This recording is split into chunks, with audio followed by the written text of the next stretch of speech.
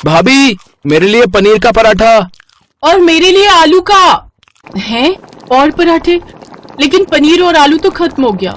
अब क्या करूं? किरण ने अपना दिमाग दौड़ाया और कुछ ही मिनटों बाद वो एक हाथ में कुछ पराठे और दूसरे हाथ में सब्जी से भरा कटोरा लेकर बाहर आई और फिर, ये लो खाओ। ये क्या भाभी, ये तो सादे पराठे हैं। हाँ, और ये लौकी की सब्जी, ये कौन खाएगा? तुम दोनों खाओगे क्योंकि पनीर और आलू अब खत्म। ओहो भाभी, तो भैया को बोलकर मंगवा लो ना पनीर। हाँ, और आलू तो घर में ढेर सारे रखे हैं, मैंने देखे थे रसोई में। अच्छा, और क्या कच्चे आलू भर के बना दूं तुम्हारे लिए पराठे? आधा किलो पनीर के पराठे बनाए थे मैंने, अब और कितना पनीर आएगा? और फिर दोनों के दोनों पहले ही 5-5 पराठे खा चुके हो, बस अब बहुत हुआ। हाय हाय, देखो तो कैसे नजर लगा रही है मेरे बच्चों के खाने को। अरे तेरी जेब से जा रहा है क्या घर का राशन? है, मेरा बेटा कमाता है। हाँ तो आपका बेटा मेरा पति भी है, तो ये नहीं लगते तेरे कुछ भी हैं?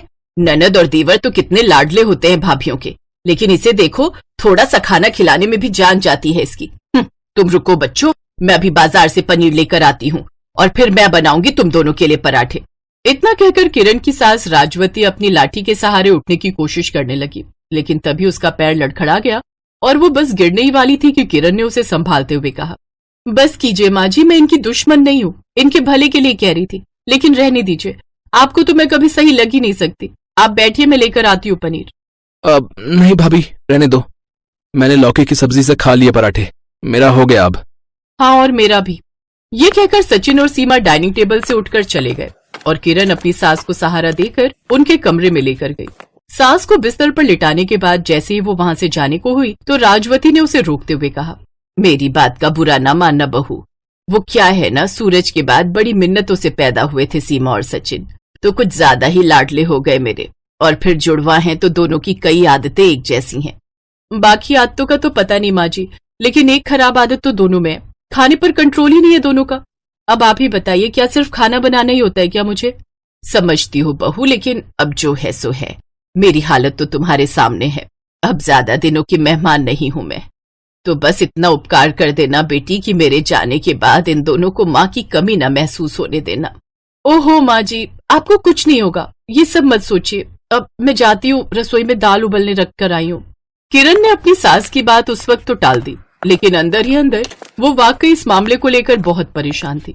असल में उसकी सास राजवती को कुछ साल पहले दिल का दौरा पड़ा था और तब से ही उनकी हालत खराब होती जा रही थी।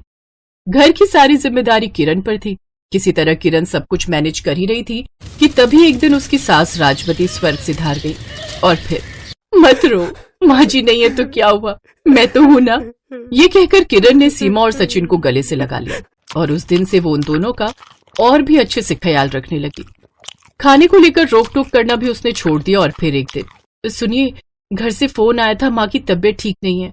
अरे तो तुम्हें जाना चाहिए उनकी देखरेख के लिए। लेकिन मैं चली जाऊंगी तो फिर यहाँ कौन संभालेगा? वैसे मैं इस बारे में काफी दिनों से सोच रहा था, हमें एक मेड लगा लेनी चाहिए, तुम्हें भी सहूलियत हो जाएगी और तुम नहीं हो तो हमें भी। क्या मतलब? अरे मेरा मतलब है कि घर के काम नहीं रुकेंगे, और क्या। किरण, मैं कल ही एक मेड का इंतजाम करता हूं, तुम उसे सब कुछ समझाकर आराम से मायके चली जाओ, ठीक है? फिर ठीक ऐसा ही हुआ। घर के सारे काम करने के लिए एक मेड लगा दी गई और उसे सब कुछ अच्छे से समझाकर किरण अपने मायके चली गई। मायके आकर किरण को बड़ा अच्छा लग रहा था, क्योंकि यहाँ उसे सिर्फ अपनी माँ की देखरेख करनी थी। घर के बाकी काम वहाँ की मेड करती थी। लेकिन फिर करीब एक हफ्ते के बाद, अरे आप लोग इस वक्त यहाँ? हाँ किरण, मजबूरी में आना पड़ा। तुम ऐसा करो, ये सचिन और सीमा को अपने पास यहीं रोक लो, मुझे ऑफिस के काम से कुछ महीनों के लिए बाहर जाना है। अभी 2 घंटे बाद मेरी फ्लाइट है। अरे पर मैं तो मेड को सब समझा कर आई थी ना। हाँ, पर वो मेड तुम्हारे आते ही काम छोड़कर चली गई, पता नहीं क्या हुआ उसे, बोल रही थी उससे नहीं हो पाएगा काम। समझ गई क्यों चली गई वो। तो ठीक है किरण, मुझे बहुत लेट हो रहा है, मैं चलता हूँ, ओके बाय। अरे सुनिए तो। सूरज किरण की बात सुने बिना ही वहां से चला गया और फिर किरण ने पलट कर देखा तो सचिन और सीमा उसे मुस्कुराते हुए देख रहे थे। क्या हुआ, भूख लगी है क्या? हाँ भाभी, बहुत तेज। वैसे क्या बनाया खाने में? आ जाओ देखती हूँ। उस दिन खाने में पूरी और छोले बने थे, जो सचिन और सीमा दोनों को ही बहुत पसंद थे। दोनों एक बार खाने बैठे तो बस खाते ही गए। ये देखकर खाना बना रही मेड ने किरण से कहा, दीदी ये तुम्हारे ननद और देवर इंसान है या राक्षस? कितना खाते हैं? मैंने तो रात तक के लिए बनाया था खाना, लेकिन ये सब तो इन दोनों ने ही निपटा दिया। अब और बनाऊं क्या? अब रहने दो माँ, और अपने लिए मैं कुछ हल्का बना लूंगी, तुम जाओ। अब तक जो किरण के ससुराल में उसके साथ होता था वही हाल मायके में भी हो गया, क्योंकि सचिन और सीमा जो उसके मायके आ गए थे। दोनों का 3 टाइम पेट भरने में ही किरण का सारा दिन निकलने लगा और इस चक्कर में वो अपनी माँ पर ज्यादा ध्यान नहीं दे पा रही थी और इसीलिए वो काफी चिड़चिड़ी भी हो गई थी। भाभी 1 रोटी और। हाँ, और मेरे लिए बस 2 और हैं। नहीं नहीं 4-5 और बना देती हूँ, यहाँ तो खैरात बट रही है, क्या चिंता है? इस बार किरण के शब्द कुछ ज्यादा ही कठोर हो गए और इस बात का एहसास उसे जब तक हुआ सचिन और सीमा खाने की मेज से उठकर जा चुके थे। हैं? चले गए? अब अच्छा है, चलो अच्छा ही हुआ। अब फटाफट जाकर माँ को देखाती हूँ, उन्हें कुछ चाहिए तो नहीं।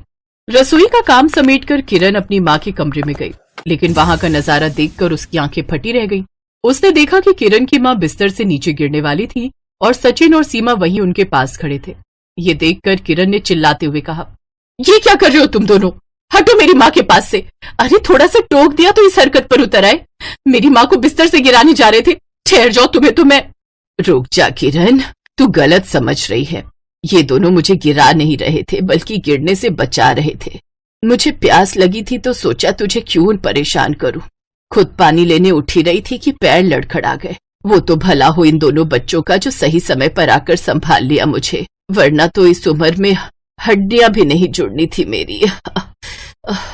अपनी माँ की बात सुनकर किरण को बड़ा अफसोस हुआ। उसने सचिन और सीमा से माफी मांगी और फिर, कोई बात नहीं भाभी, गलती हमारी भी है।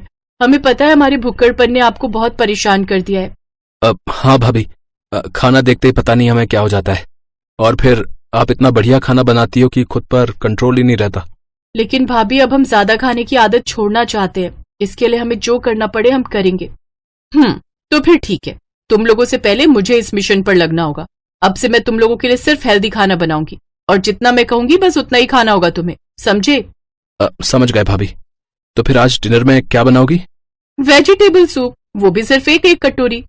चुनौती मुश्किल जरूर थी, लेकिन अब सचिन और सीमा दिल से इस चुनौती का सामना करने के लिए तैयार थे और किरण भी तैयार थी अपनी सास से किया वादा सही मायने में निभाने के लिए।